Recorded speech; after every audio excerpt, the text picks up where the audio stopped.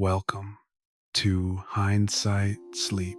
Tonight, we are going to take a slow journey back across the centuries to a land of morning calm, to a palace of quiet dignity, and to a night filled with the wisdom of the stars.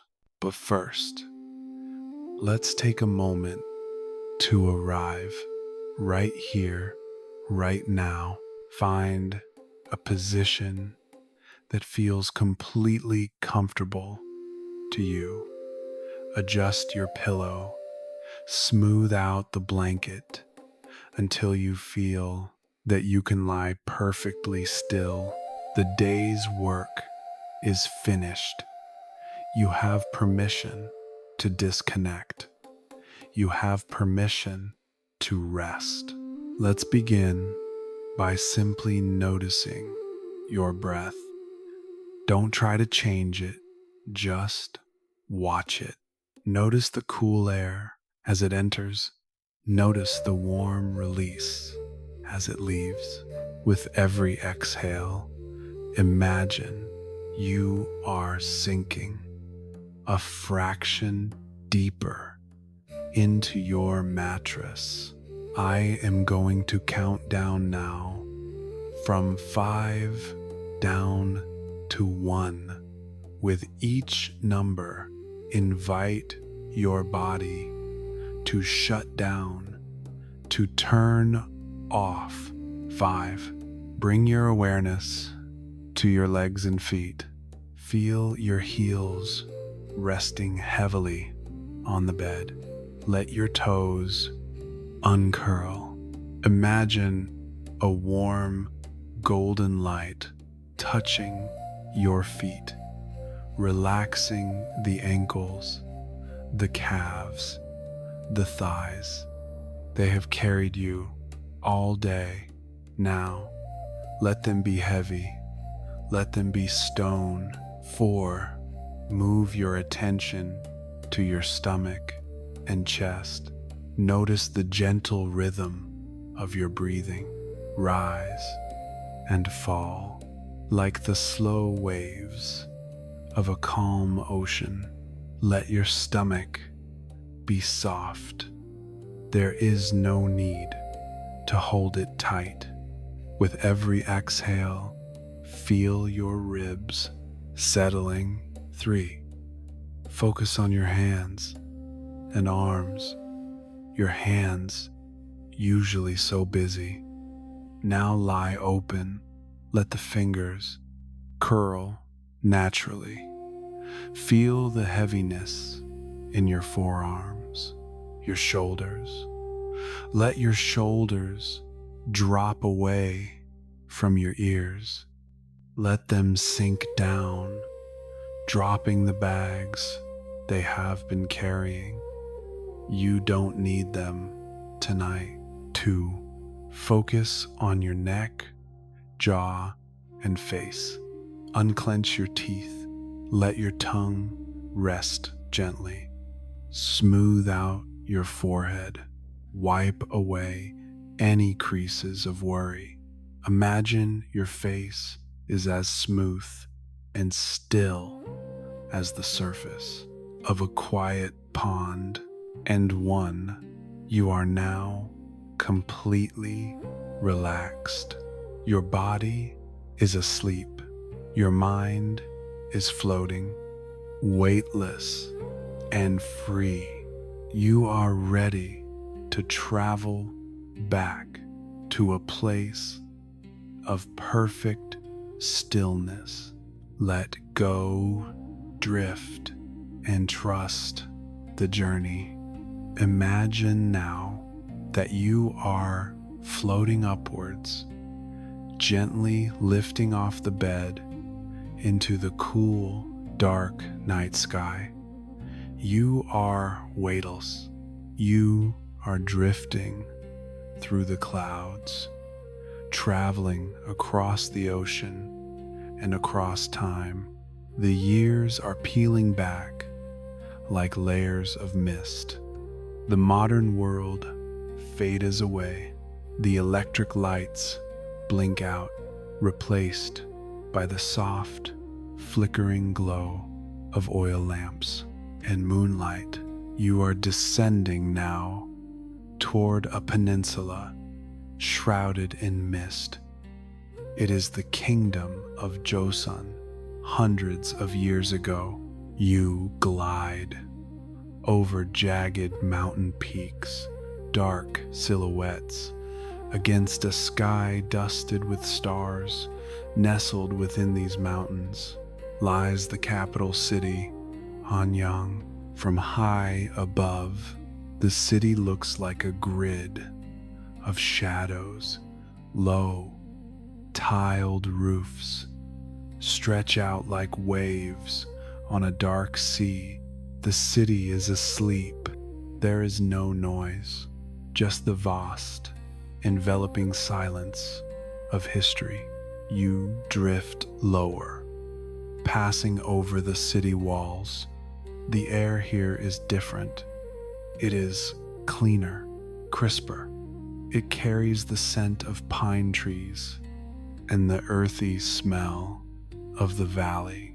Ahead of you lies your destination, the heart of the kingdom, the palace of shining happiness. Gyeongbokgung. You drift toward the main gate. The massive wooden doors are closed for the night, locked tight. But you, a traveler of dreams, drift effortlessly over the high walls and into the palace courtyard. The silence here is deep, a respectful, sacred quiet. You are standing in the vast outer courtyard. The ground is paved with flat, rough-hewn stones. In the moonlight, they look like a puzzle of silver and gray. You begin to walk invisibly across the stones, step, step, step. You can imagine the feeling of the cool stone beneath your feet. It grounds you. Ahead of you stands the main throne hall. It is a masterpiece of wood and stone. Tonight, under the light of the full moon, it looks like a structure made of shadow and silver. It radiates power, but also immense peace. The politics, the decrees, they are all as leap. You walk past the throne hall, drifting deeper into the private quarters. To your left, you see a large pond. The surface of the water is like black glass, perfectly still. In the center stands a pavilion, resting on stone pillars. Reflected in the dark water is the moon, a perfect white orb. And beside it, the weeping willows drape their long branches into the water, drinking in the silence. Listen, can you hear the sounds of the palace night from the grass? Near the water's edge comes the rhythmic song of the crickets. Chirp, chirp, chirp.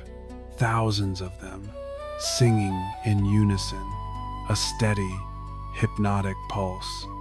It is a sound that has not changed in 1,000 years. It is a blanket of sound that soothes. You continue your walk, moving towards the rear of the palace grounds. The buildings here are smaller, more intimate.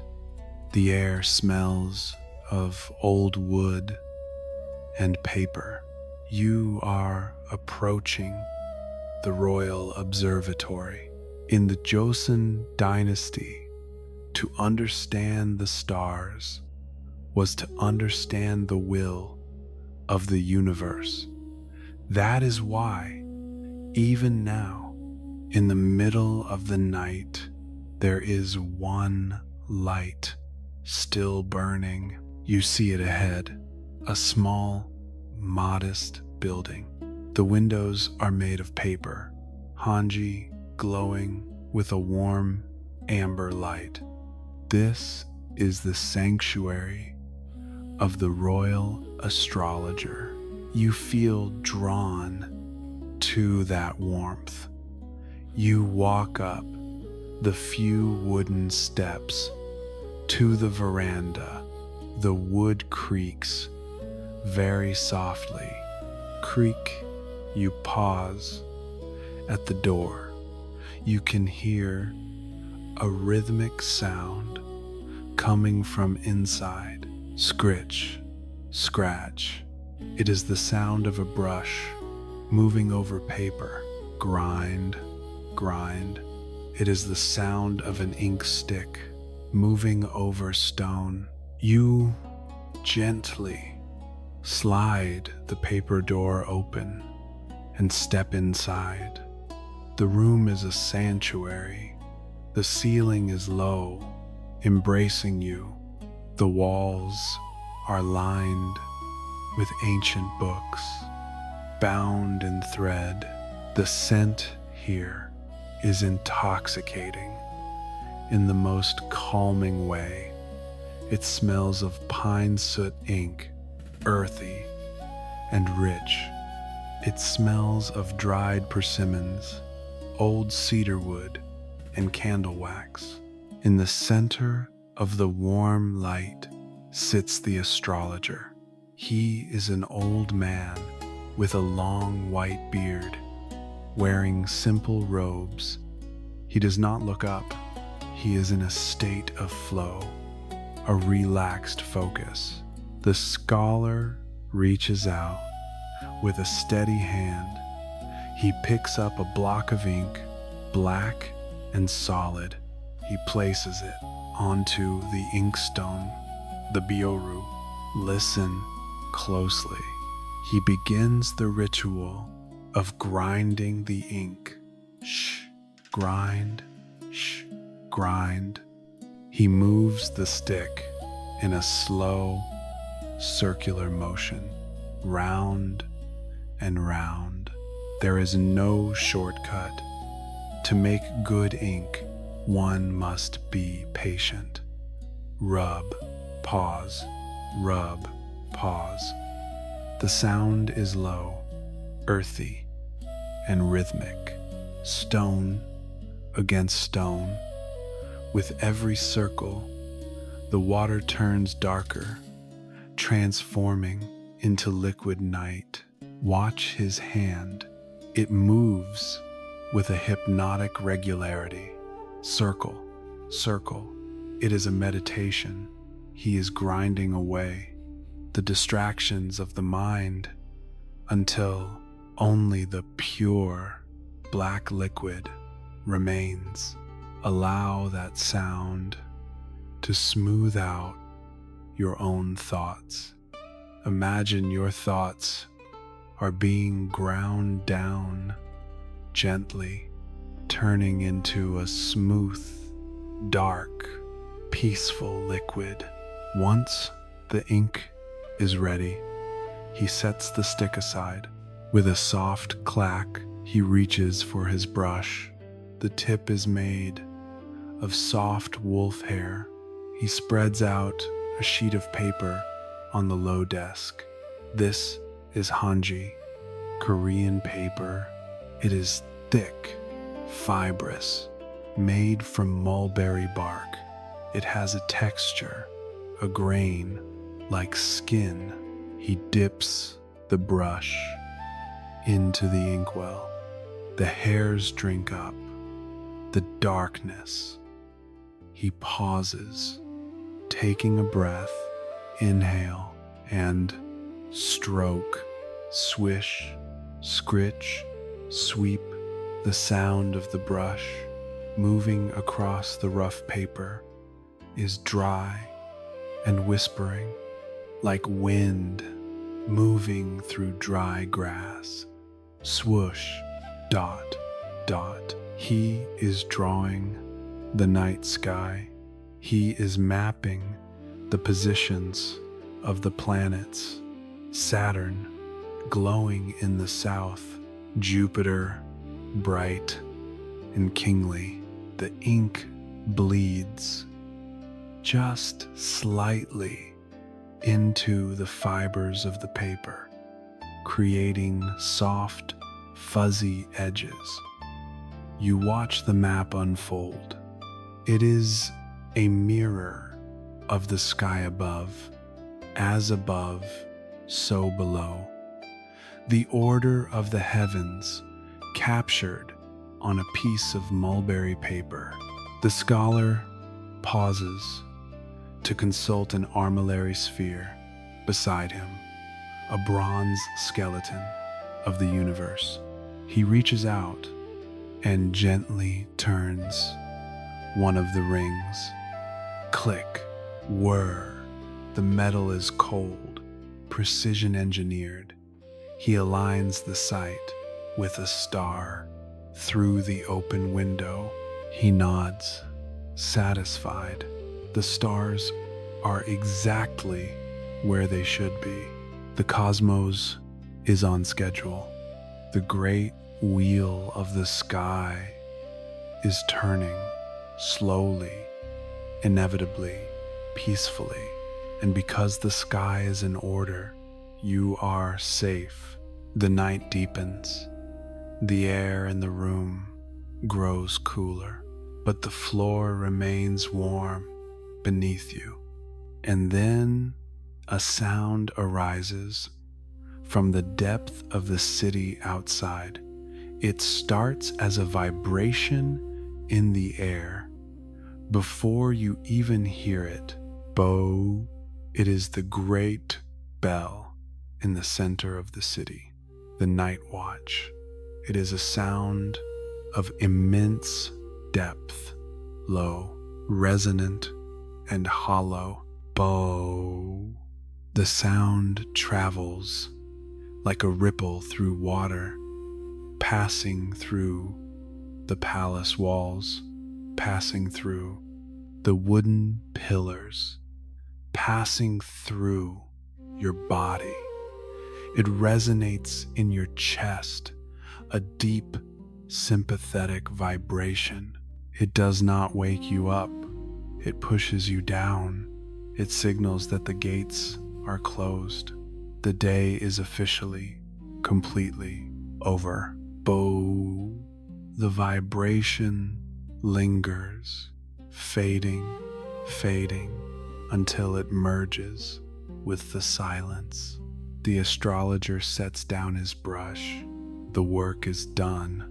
The bell has rung. He looks at the map one last time and then begins to pack away his tools. The ink stick back in its box. The brush hung on the rack. The paper rolled up with a soft crinkle. He leans forward toward the oil lamps. One by one, he extinguishes them. Shh! A wisp of smoke curls up, smelling of burnt wick. One light goes out. The room gets darker. Another light dies.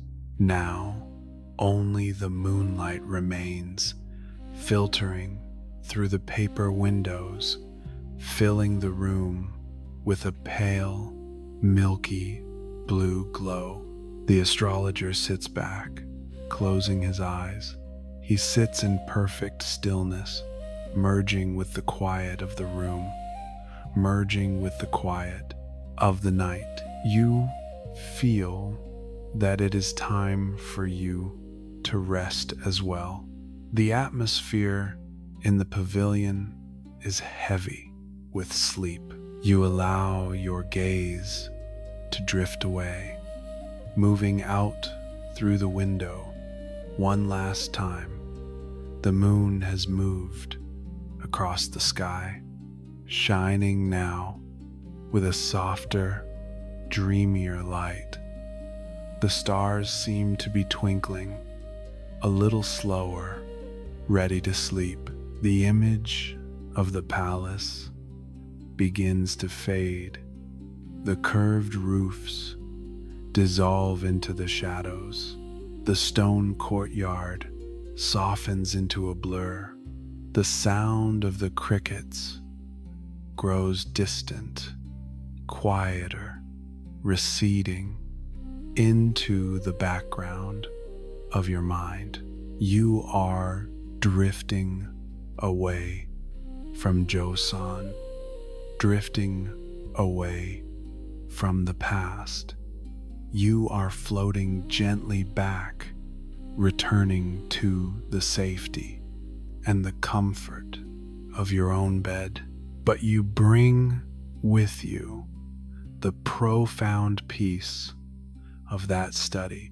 You bring with you the feeling of the textured paper, the rhythm of the grinding ink, and the deep, resonant sound of the distant bell. You feel your body resting in your bed. It feels heavy, sunken, and warm, just like the inkstone, solid and still. Your legs are relaxed, your arms are relaxed, your chest rises and falls, slow and steady. You are safe, wrapped in the silence of your own night. The universe is still turning silently, peacefully above you. There is nothing left to do. The stars are charted. The work is finished. It is time to sleep. Allow yourself to sink deeper, sinking into the comfort of the darkness, floating on the river of dreams, weightless, timeless, peaceful. And now there is only peace, a quiet, endless peace as you drift and float gently, sinking down, sinking deeper and deeper into a sleep so deep, so restful, so quiet. Sleep, deep sleep, well.